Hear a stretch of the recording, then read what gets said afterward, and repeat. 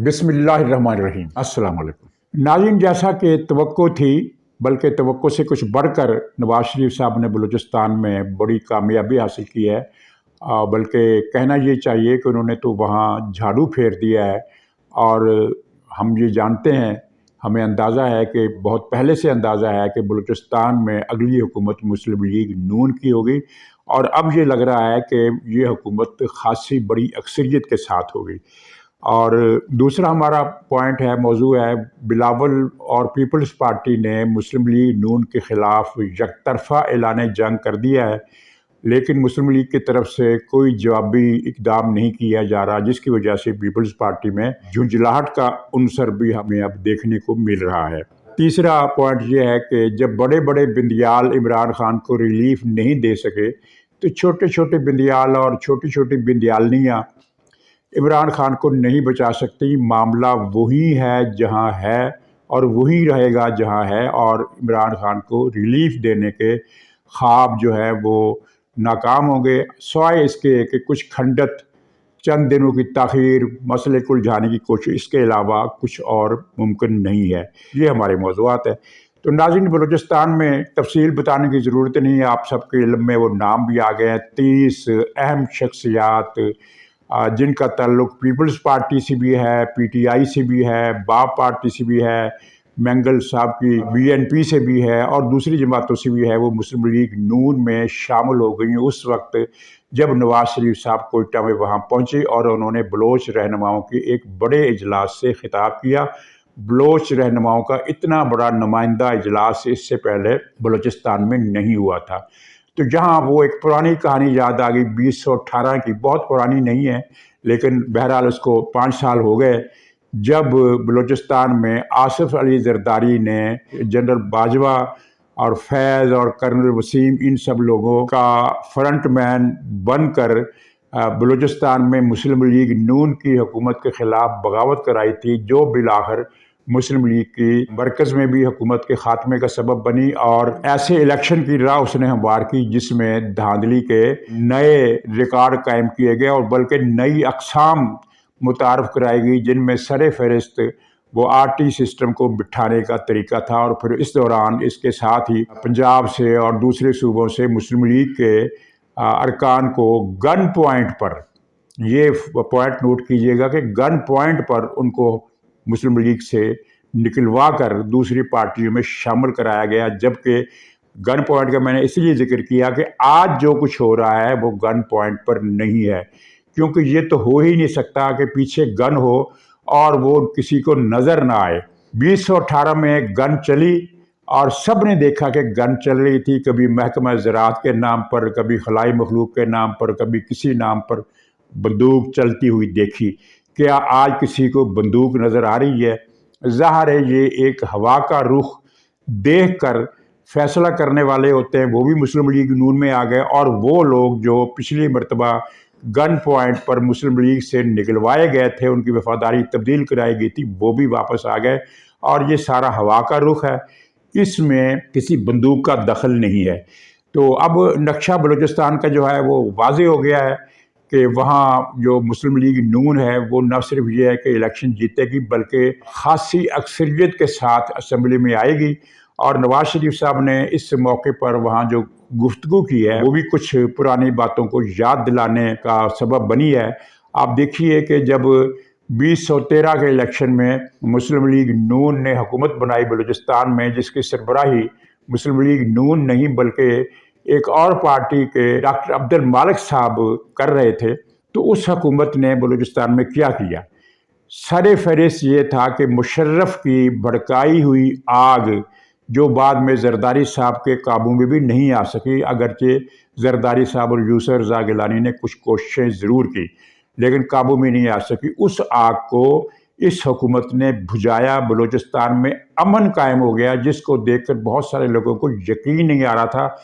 चुनांचे उसी ज़माने में आपने ये तंज़िया इस्तिलाह सुनी होगी कि बलूचिस्तान में दहशत गर्दी ऐसे रुक गई है जैसे किसी ने बटन ऑफ़ कर दिया हो और वही ताकत बटन ऑन करती है, वही ऑफ़ करती है। इस तरह की तंज़िया बातें सुनने को मिली।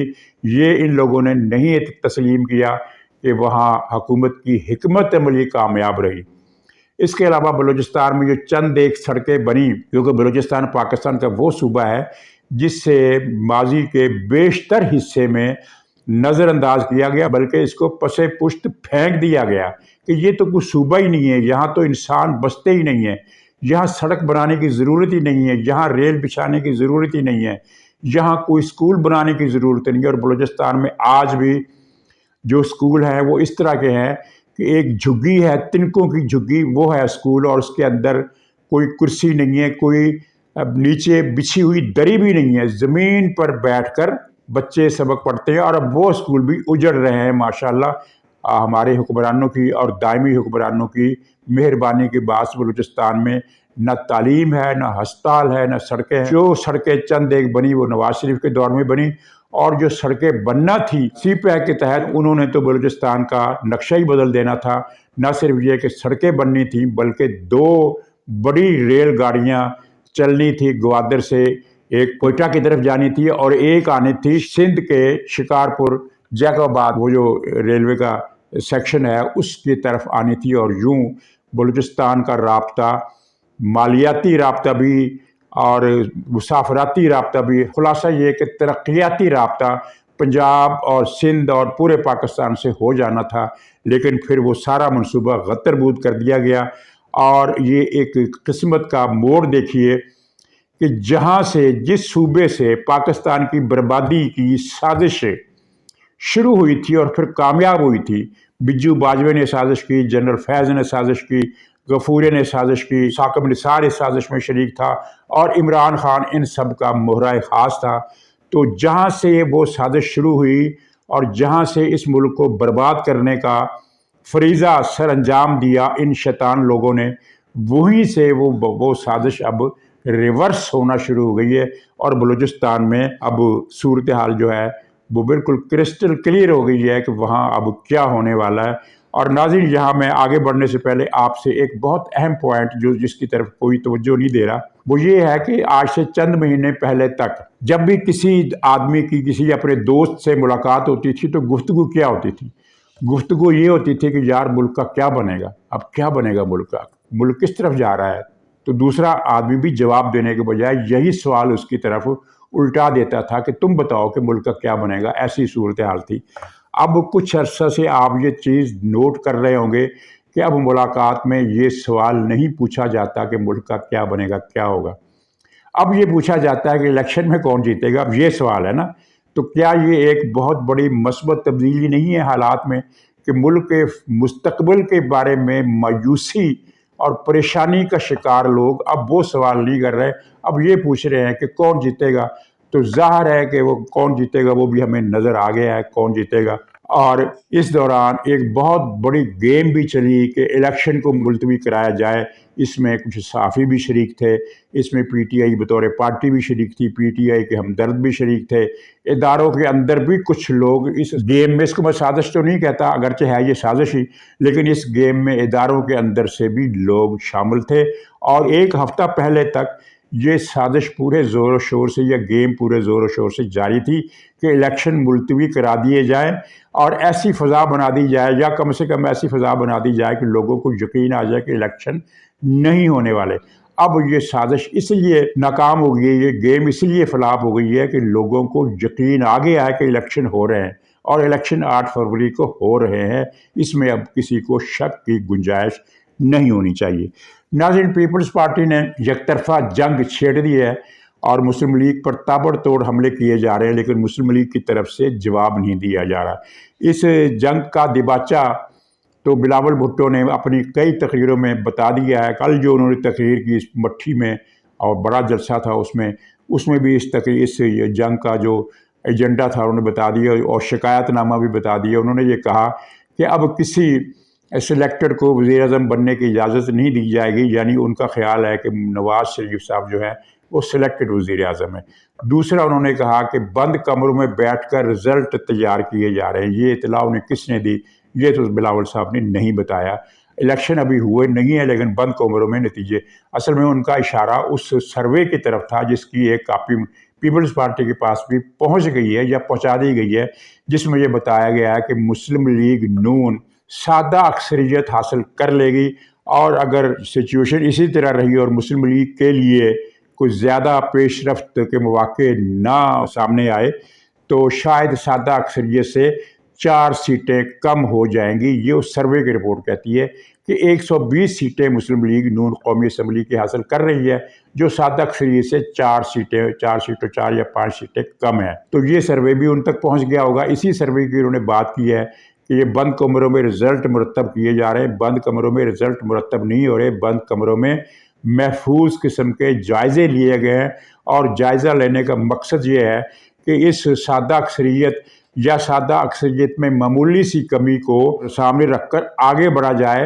اور 2/3 اکثریت کا تو خیر بہت ابھی یعنی دور از کار سوچ ہے، لیکن پرائمری ٹارگٹ جو ہے وہ یہ ہے کہ سادہ اکثریت میں کچھ سیٹوں کا اضافہ ہم کر دیں۔ یہ ہے مسلم لیگ کی سوچ، اور یہ سروے انہوں نے کروایا ہی اپنے لیے ہے تاکہ انہیں گراؤنڈ کا اندازہ ہو جائے کہ جس گراؤنڈ میں وہ اترنے والے ہیں اس گراؤنڈ میں کیا کچھ کمی بیشی ناہمواری موجود ہے اور کس قدر۔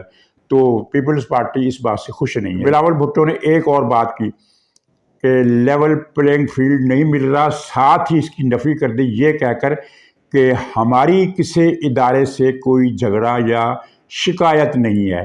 اچھا، اب یہ بتایا جائے کہ اگر شکایت نہیں ہے کسی ادارے سے، کیونکہ جب آپ یہ کہتے ہیں کہ لیول پلینگ فیلڈ نہیں مل رہا تو اس کا سیدھا سادہ ترجمہ یہ ہے کہ آپ اداروں پر حملہ آور ہو رہے ہیں، اداروں پر الزام لگا رہے ہیں یا ان پر تنقید کر رہے ہیں۔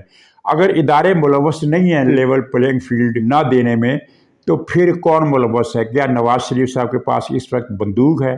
وہ گن پوائنٹ پر آپ کو روک رہے ہیں، وہ لیول پلینگ فیلڈ کو خراب کر رہے ہیں، کیا کر رہے ہیں؟ نہیں دے رہے آپ کا حصہ، برابر کا میدان نہیں دے رہے، تو وہ گن پوائنٹ پر نواز شریف کے پاس اتنی طاقت ہے؟ یا کوئی بھی سیاسی پارٹی کسی ادارے کی پشت پناہی کے بغیر لیول پلینگ فیلڈ کو خراب کر سکتی ہے، متاثر کر سکتی ہے؟ نہیں۔ اس کا مطلب یہ ہے کہ بلاول کے دونوں باتوں میں سے ایک بات درست ہے اور دوسری بات غلط ہے۔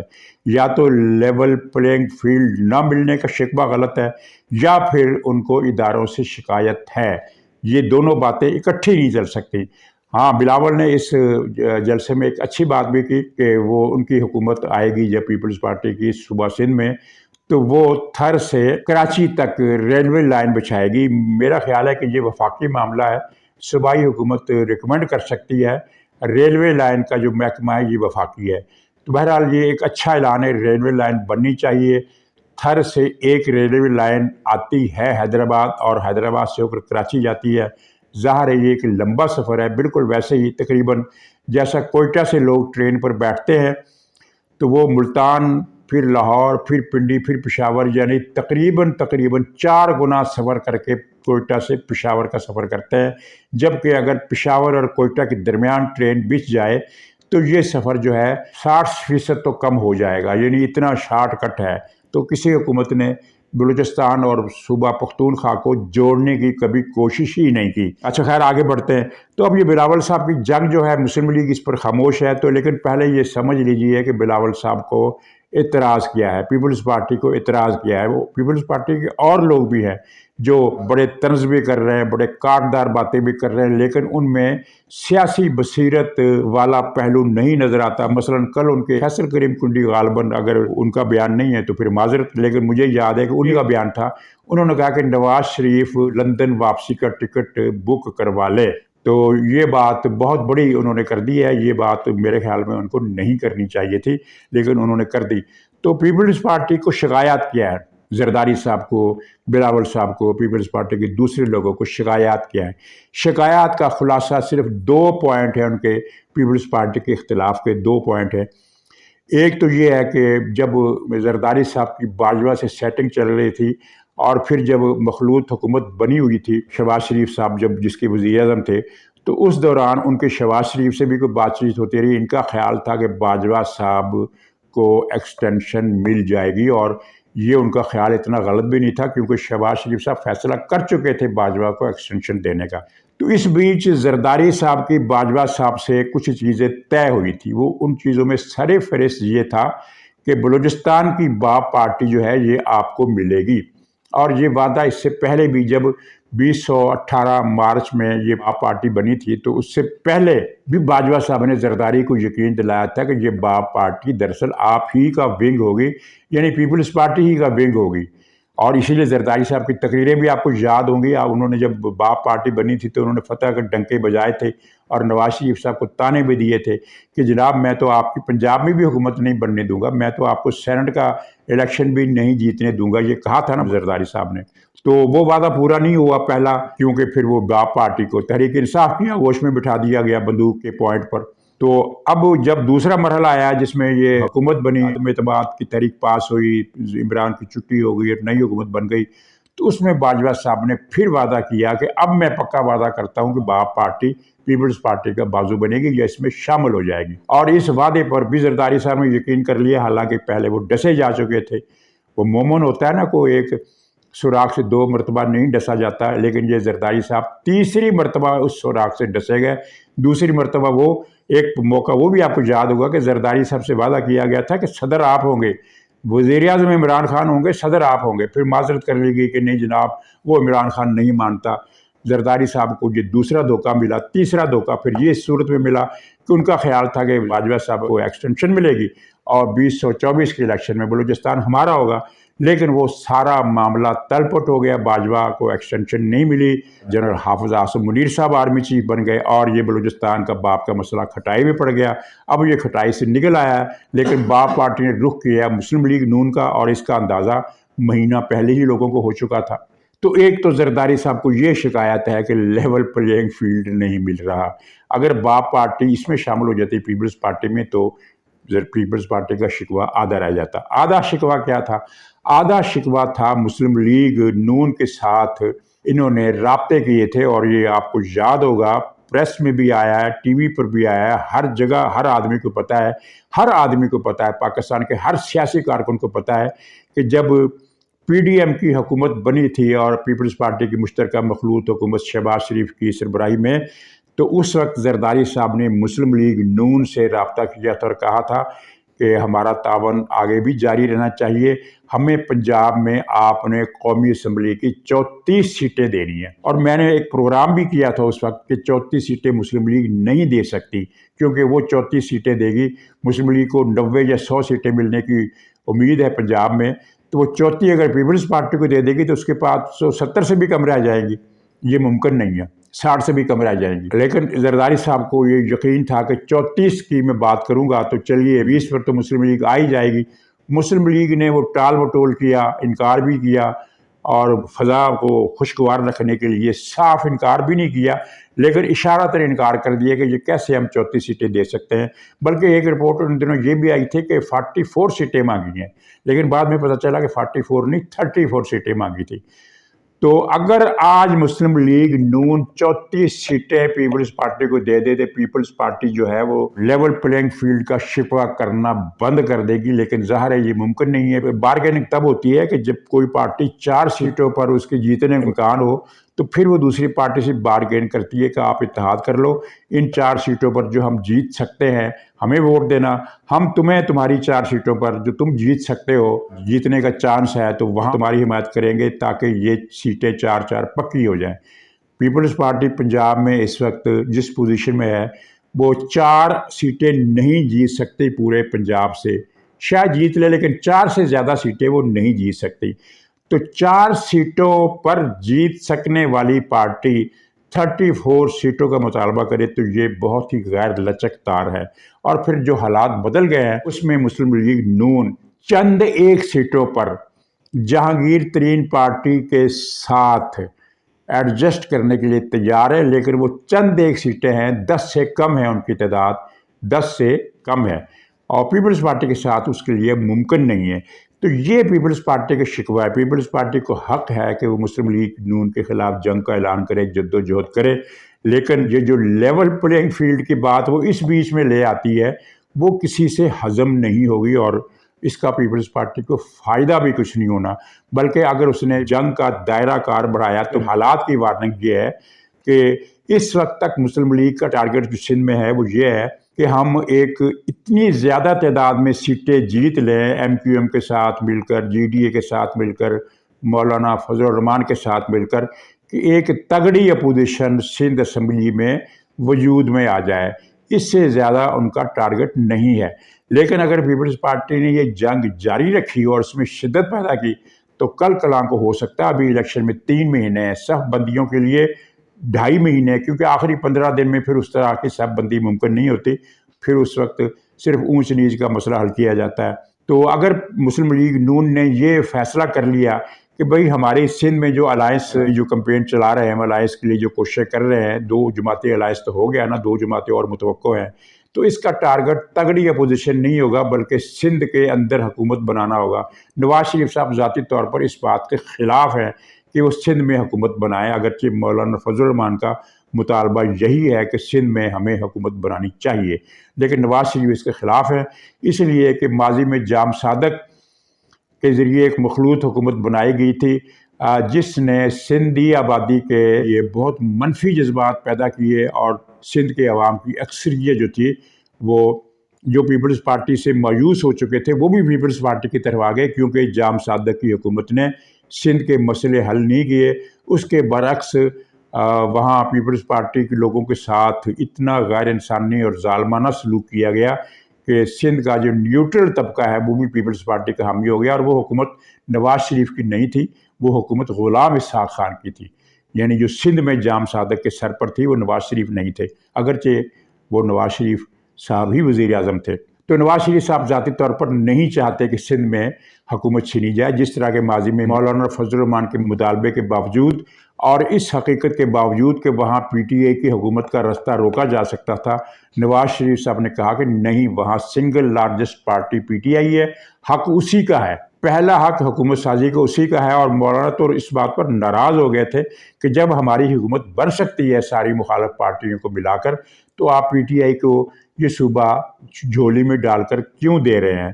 تو اسی وجہ سے نواز شریف صاحب سندھ میں بھی یہی اسپرٹ وہ رکھے ہوئے ہیں کہ نہیں، وہاں میجارٹی پارٹی پیپلز پارٹی ہے، اسی کو حکومت کرنے دینا چاہیے۔ لیکن اگر یہ اعلان جنگ اور گولہ باری غیر متناسب حدوں تک چلی گئی تو پھر ہو سکتا ہے مسلم لیگ کچھ اور بھی سوچ سکتی ہے۔ ناظرین، پی ٹی آئی کے لوگ بڑا جشن منا رہے ہیں کہ عمران خان کا سائفر کیس رک گیا ہے۔ اب ظاہر ہے بندیالے اور بندالنیاں ہر صوبے میں بیٹھی ہوئی ہیں، بلکہ پچھلے ادوار میں بجو باجوہ، اس سے پہلے راحیل شریف، ان دونوں نے ایک باقاعدہ پلاننگ کے تحت، جس میں آئی ایس آئی کے 3 چیف بھی شامل رہے ہیں یکے بعد دیگرے، پی ٹی آئی کی یوتھ ونگ اور لائرز ونگ کے لوگوں کو بڑے سسٹمیٹک طریقے سے لاہور، پشاور، اسلام آباد ہائی کورٹس میں اور سپریم کورٹ میں ان کو بھرتی کیا گیا۔ سپریم کورٹ کا پتہ ہے آپ کے علم میں کہ 5 جج تو سپریم کورٹ میں پی ٹی آئی کے کٹر ورکر ہیں جو سپریم کورٹ میں بیٹھے تھے، جن میں سے ایک چلا گیا اور ایک سے جان چھوٹنے والی ہے۔ چند دنوں تک جوڈیشل کمیشن کا اجلاس بلا لیا گیا ہے۔ تو اسلام آباد ہائی کورٹ تو بھری ہوئی ہے، وہاں تو جناب ایوب خان کی فیملی راج کر رہی ہے، اور وہاں جو لائرز ونگ کی عہدے داران تھے ان کو جج بنایا گیا ہے۔ یہی حال کچھ لاہور ہائی کورٹ میں تھا، تو انہوں نے خلاف میرٹ، خلاف قانون سائفر کیس کو روک دیا گیا، اور یہ پہلی بار نہیں ہوا۔ اس سے پہلے عمران خان کے خلاف جتنے بھی کیس چلے، ہائی کورٹ، اسلام آباد ہائی کورٹ اس کو روکتی رہی ہے، 3 الفاظ میں روکتی رہی ہے۔ مثلا ایک تو یہ کیس نہیں چل سکتا جب تک ہم فیصلہ نہیں دیتے۔ الیکشن کمیشن کو روکا، ایف آئی اے کو روکا، اینٹی کرپشن کو روکا، یعنی کیس چلنے ہی نہیں دینا۔ یہ اس اسلام آباد ہائی کورٹ کے ججوں کا ایک یہ اس طرح کا تھا۔ تو اب وہی معاملہ پھر وہ سائفر کیس میں دہرانے کی کوشش کی جا رہی ہے کہ سائفر کیس کو جتنا عرصہ ہو سکے روکے رکھو، اسٹے آرڈر دے دو، یہ چلے ہی نہ۔ تو مجھے اس پر کوئی خاص تبصرہ نہیں کرنا ہے سوائے اس کے کہ جناب سائفر کیس تو چلنا ہے، یہ کیس بھی چلے گا، عمران خان کو سزا بھی ہونی ہے، اور جو دوسرا کیس ہے ملک ریاض سے رشوت لینے والا کیس، یہ بھی چلنا ہے، اس میں بھی سزا ہونی ہے، اور اس کو ہی نہیں، اس کی بیوی وہ پنکی جادوگرنی، اس کو بھی سزا ہونی ہے، اور علیمہ خان کو بھی سزا ہونی ہے، اور عظمیٰ خان کو بھی سزا ہونی ہے۔ ان سزاؤں کو یہ بندیالے اور بندالنیاں نہیں روک سکتے، کچھ کھنڈت ضرور پیدا کرتے ہی رہیں گے جیسا کہ ماضی میں انہوں نے کیا۔ تو بہرحال یہ اب ریاستی اداروں پر ہے کہ وہ کس طرح اس مسئلے سے نمٹتے ہیں کہ پی ٹی آئی کے ورکر ججوں کی سیٹوں پر آ کر بیٹھ گئے ہیں، تو اس مسئلے کو حل کرنے کا بھی تو کوئی طریقہ ہونا چاہیے۔ ناظرین، اسی پر اجازت دیجیے، انشاءاللہ اگلے ولاگ میں پھر ملاقات ہوگی، تب تک کے لیے خدا حافظ.